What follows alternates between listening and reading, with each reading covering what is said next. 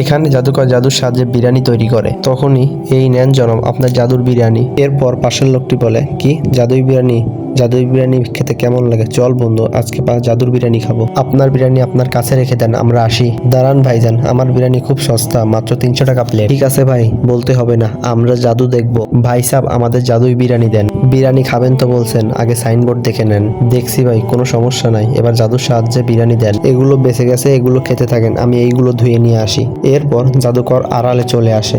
কেউ তো দেখছে না আমাকে, তাড়াতাড়ি এখান থেকে বিরিয়ানি নিয়ে নি। সেটি আর বিরিয়ানি তো শেষ হয়ে গেছে। আবির, তোর কাছে বিরিয়ানি আছে? বিরিয়ানি তো আছে, তুই এখানে কেন? আরে এখানে বিরিয়ানি দে, হারাম কর। আমি 300 টাকা প্লেট বিক্রি করি আর তুই 2000 টাকা করে বিক্রি করিস? তাতে তোর কি? ওটা আমার ব্যবসা, আমি যা কেন না করি, তোর সমস্যা কি? তুই এখানে বিরিয়ানি দে। তারপর আবির বিরিয়ানি দিয়ে ভরে দেয়। তারপর কয় প্লেট আছে এখানে? 3 প্লেট। এই নে 900 টাকা। আজকে তোর খবর আছে রে। দেখেন ভাই সাহেব, আমি এখান থেকে কিভাবে বিরিয়ানি তৈরি করি। এই নেন আপনাদের জাদুই বিরিয়ানি। বা ভাই সাহেব, কিয়া কামাল হে। এটা কিভাবে করলেন বলেন তো একটু আমাদের। আমি বলছি, ও কখনোই জাদু করে না। দেখেন এটা খালি, ও বিরিয়ানি আগে থেকেই এখানে রেখে দেয়। আমার থেকে কম দামে বিরিয়ানি নিয়ে এসে বেশি মূল্যে বিক্রি করে। তোমরা দেখছো কি? মারো একে।